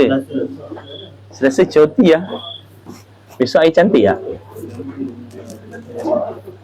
Kamu tak mancing ah? Masih yang baru yang baru join, yang baru jumpa, yang baru ketemu live saya, terima kasih. Selamat belajar, selamat mengaji. Yang nak duduk dalam grup boleh DM nanti kita masukkan dalam grup, boleh tahu jadual kelas, boleh tahu kitab-kitab apa nak ngaji. Tak ada bayaran apa-apa pun, insya-Allah. Satu kitab lagi, tak ada dah Thomas. Tak ada lah pewai hari ni. Kumpau. Siapa yang nak join kelas boleh DM, nanti kita masukkan dalam grup. Banyak kawan-kawan TikTok kita dalam tu, ramai dah, alhamdulillah. Boleh pakat-pakat dalam tu, berkenal-kenalan, bersembang-sembang. Time kelas kita ingatkan kelas, jadual kelas. Biar ada suasana yang dapat menolong kita dekatkan diri, insya-Allah. Sama-sama.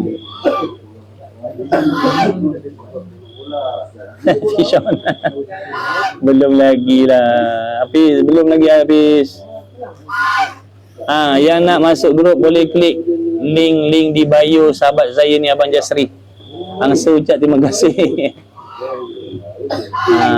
Jumpa lagi insya-Allah. Selamat berehat, lewat dah ni.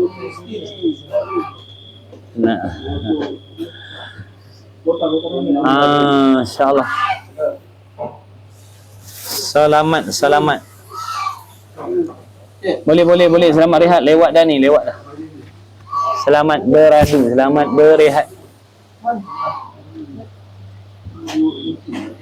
Boleh. Nak join boleh, tak ada masalah. Kita tak ada sakatan. Siapa nak join boleh, tak ada bayaran apa-apa pun, ikut kelas. Selagi larat mengaji. Kita ada kelas pagi, kelas subuh, kelas zuhur, kelas maghrib, kelas lepas maghrib ada. Boleh pilih mana-mana kelas nak ikut. Kelas fardu ain semua, insya-Allah. Tak ada bayaran apa-apa pun. Free, percuma.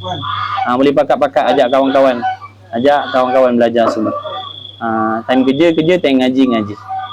Mudah-mudahan Allah sayang kita.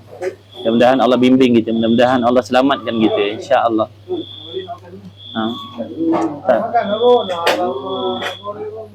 Boleh, bye. Selamat kerja, bye. Abang Jas, terima kasih. Azman.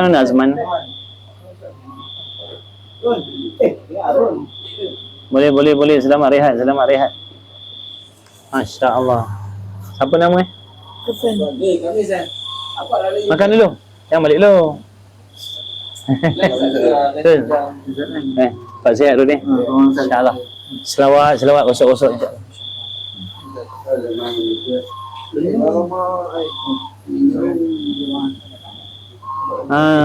Masih habis. Nanti kita mancing sama habis. Rindu habis.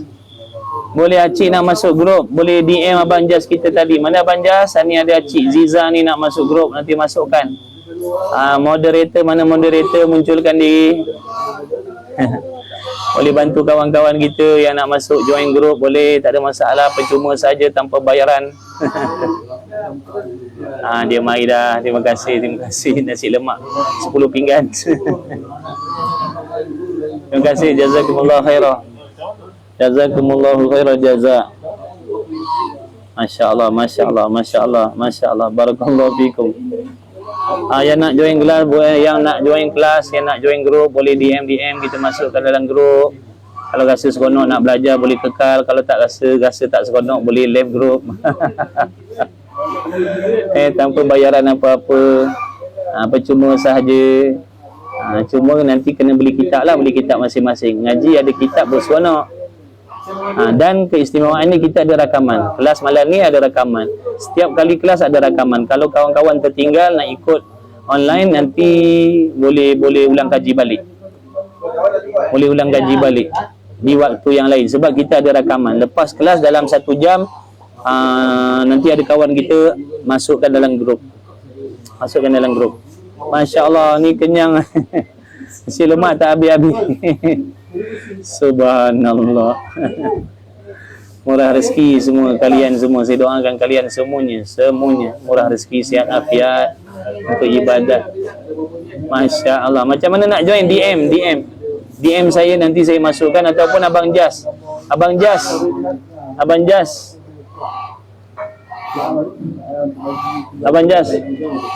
Nasi lemak tak habis-habis Abang Jas, saya makan seorang. Mi goreng mamak. Bismillahirrahmanirrahim. Alhamdulillahirabbil alamin. Wassalatu wassalamu ala Rasulillah wa ala alihi. Allahumma barik lana fi ma razaqtana qina adzaban. Bismillahirrahmanirrahim. Wassallallahu. Masya-Allah. Apa lagi? Masya-Allah. Jazakumullah khairan jazak. Jazakumullah khairan jazak.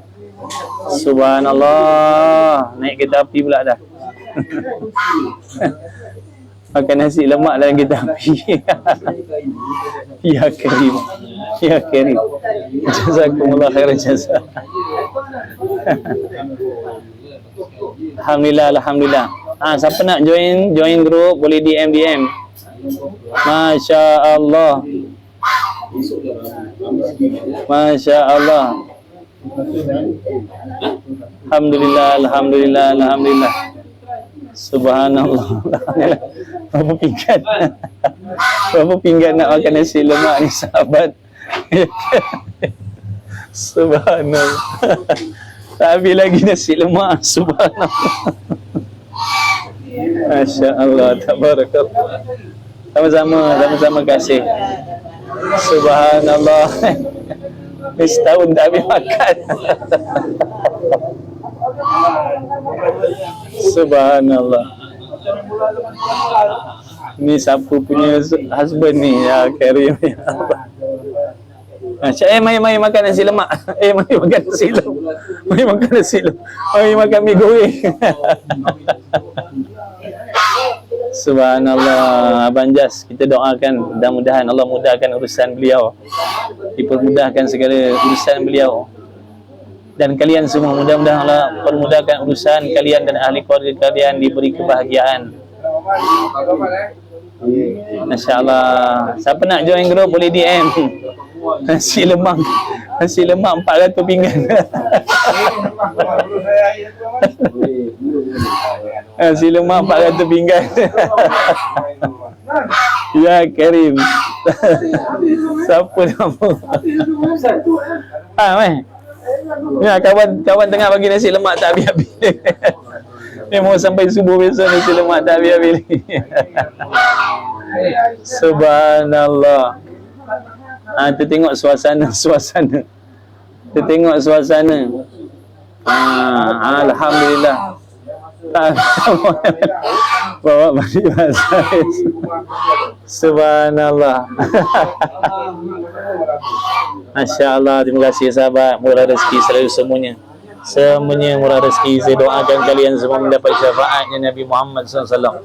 Semuanya tak terkecuali, mudah-mudahan Allah memberi rezeki mendapat syafaatnya Nabi Muhammad sallallahu alaihi wasallam. Semuanya ahli keluarga kalian, anak cucu cicit kalian, anak isteri kalian, semuanya mudah-mudahan mendapat syafaatnya Nabi Muhammad sallallahu alaihi wasallam.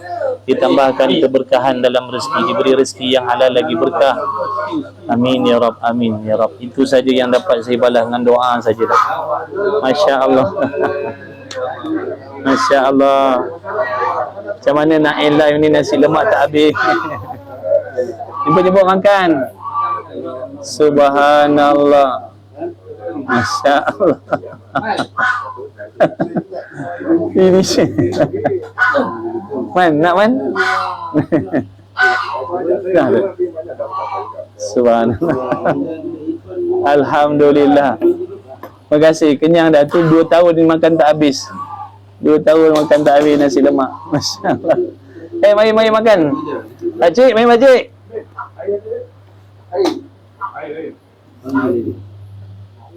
Sahabat yang nak join grup boleh DM nanti masuk grup. Boleh makan leh. Minum bola petang tadi ya. Macam pancit je. Tok makan tok. Siapa yang nak join grup boleh DM Abang Jasri. Boleh masuk dalam grup boleh masuk dalam grup. Kalau rasa sesuai boleh stay lama, kalau tak sesuai boleh leave, tak ada masalah. Tak ada bayaran apa-apa pun. Buat sarapan. Terima kasih sahabat. Siapa tu? Nurafika ke siapa tu? Terima kasih dengan suami. Moga usaha kalian diberi berkah oleh Allah. Bismillah.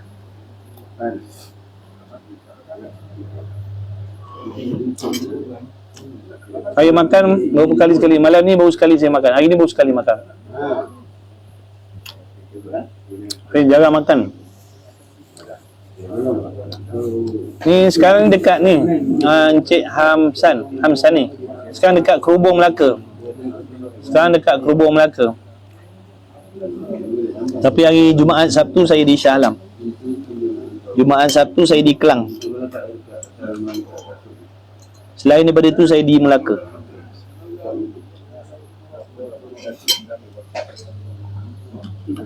Kalau dekat-dekat boleh datang. Tak makan berapa kali saya. Saya makan tak tentu. Kadang saya sekali makan. Ini baru sekali makan. Oh, ya ke? Saya sekali makan. Saya makan bila saya lapar betul-betul saya makan.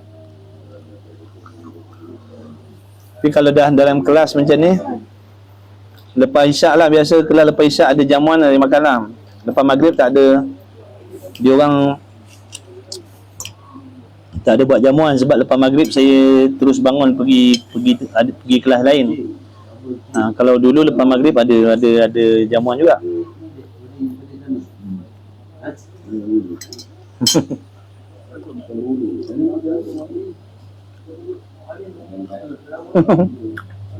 Pakai apa makanan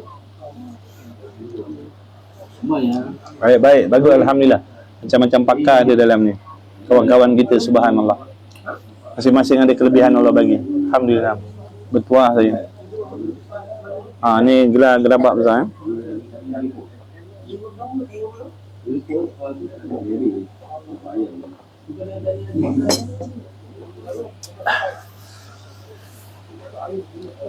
Yang nak join grup, yang nak join kelas boleh masuk grup. Nanti dalam grup kita akan maklumkan waktu kuliah dan kitab-kitab apa yang pakai. Boleh masuk grup dulu. Boleh duduk dalam grup dulu. Tak ada bayaran apa-apa, pengajian free saja. Air apa? Nescafe. Air apa ni bang? Tongkat Ali ke Kak Cik Fatimah? Ada sekali guys, ada satu surau tu. Dia belikan air tin, dia tak perasan kot. Kak Cik Fatimah. Dia kata, lain macam tin ni. Tengok Kak Cik Fatimah.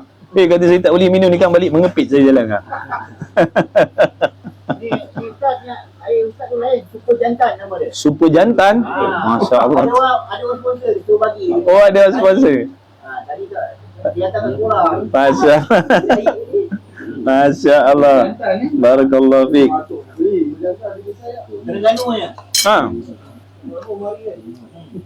Super jantan air ni. Tak tahulah. Kalau makan, kalau minum air ni takut bini tak? Kalau minum air ni boleh takut bini ke berani dengan bini? Kawan saya cakap Ustaz. Kecil-kecil nakal. Cicit nakal. Muda-muda macam gangster. Muda macam gangster. Tegur je, lalu. Oh. Tapi bila dah kahwin, takut bini. Macam tu pula. Bini tak takut lagi. Bini tak takut lagi.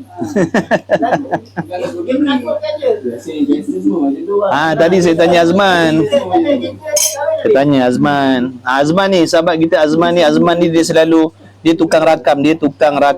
Tiap kuliah dia rakam dan dia post dalam grup. Ni Cik Azman ni. Moga Allah murahkan rezeki Cik Azman. Mudah-mudahan Allah beri kesihatan, keafiatan pada ibu-ibu Azman. Dia banyak khidmat. Dah makan lah. Dah buka puasa dia. Man.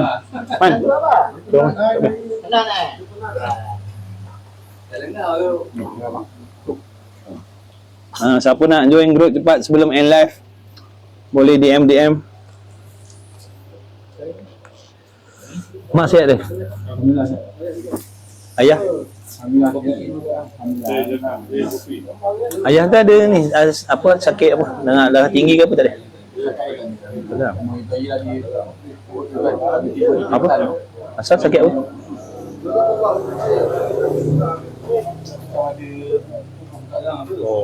Dah lama lah. Sampai sekarang tak ada apa? Ada efek dia. Cakap bagi dia tidur makan buah-buah dia makan. Masya Allah. Alhamdulillah. Masih sahabat banyak bantu grup kita. Sama-sama kita berjamaah mengorak langkah. Mudah-mudahan keberkahan Allah bagi meratai semua dapat mudah-mudahan. Ini saya niatkan semuanya. Saya niatkan untuk semua. Mudah-mudahan Allah kurniakan segala kelebihan, keberkahan kepada sekalian kawan-kawan semua yang banyak bantu, yang semangat mengaji, yang sudi nak berkawan dengan saya, berkenalan dengan saya. Alhamdulillah. Tanpa kalian, tak ada orang nak ngaji. Bila kalian ngaji, alhamdulillah. Mudah-mudahan sekaliannya tidak terkecuali, insya-Allah, sentiasa dalam doa selalu kalian. Mudah-mudahan Allah jadikan kalian istiqamah belajar, istiqamah ngaji, istiqamah belajar sampai bila-bila. Sabar banyak-banyak ngaji.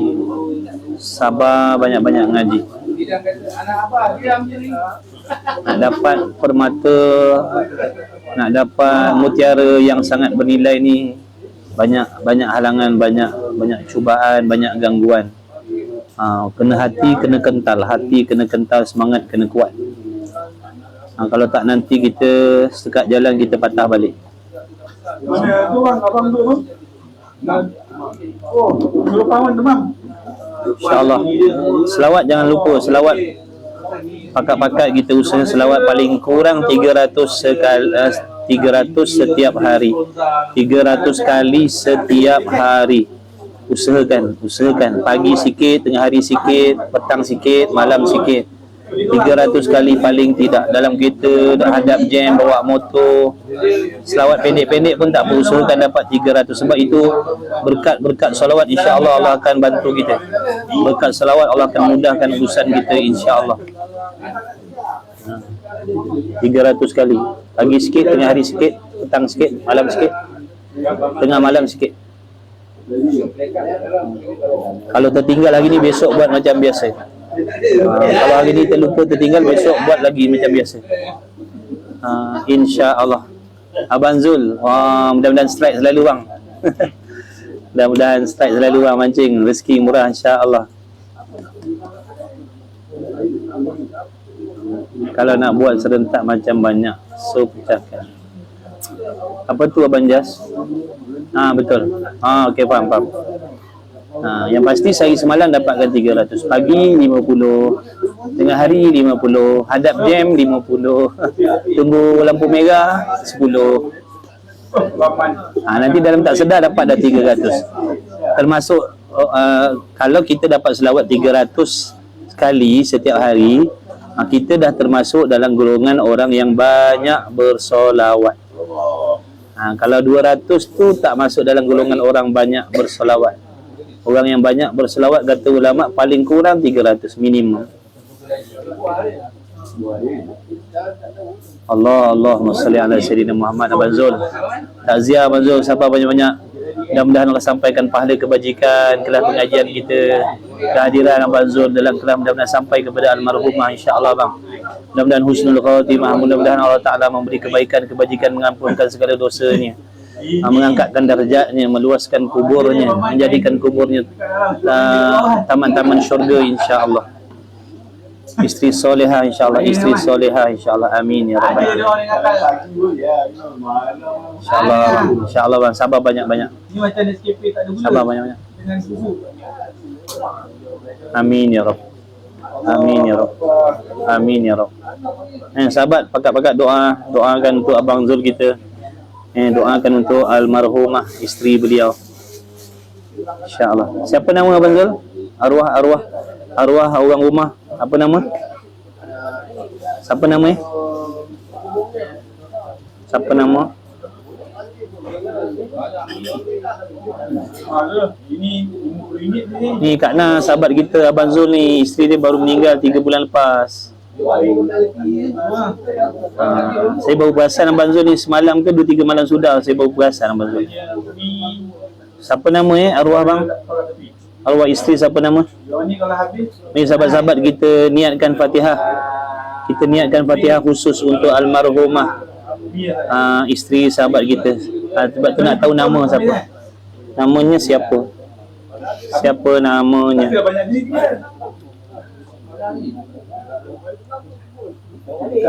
Sementara kita sebelum end live.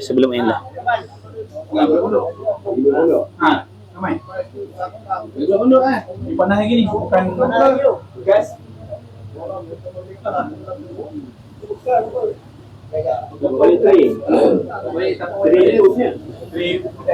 Subhanallah. Inna lillahi wa inna ilaihi raji'un. InsyaAllah sama-sama kita membacakan Fatihah khusus kepada almarhumah, guru kepada sahabat kita ni, dan juga isteri kepada sahabat kita insya-Allah, dan sekalian muslimin muslimat, mukminin mukminat, khususan di hari niyah, mudah-mudahan Allah sampaikan insya-Allah. Bismillahirrahmanirrahim. A'udzubillahi minasyaitonirrajim. Bismillahirrahmanirrahim. Alhamdulillahirabbil alamin. Arrahmanirrahim. Maliki yaumiddin. Iyyaka na'budu wa iyyaka nasta'in. Ihdinas siratal mustaqim. Siratal ladzina an'amta 'alaihim ghairil maghdubi 'alaihim waladdallin. Amin amin ya rabbal alamin. Insyaallah mudah-mudahan Allah sampaikan. Mudah-mudahan Allah sampaikan insyaallah. Okey sahabat, jumpa lagi. Selamat berehat semua dan rahmat dan ridha Allah dalam keampunan Allah. Jumpa lagi insya-Allah. Esok pagi setakat ni tak ada lagi kelas. Maghrib besok kita ada kelas insya-Allah maghrib. Okey, jumpa lagi. Assalamualaikum warahmatullahi wabarakatuh. Terima kasih semua. Terima kasih semua.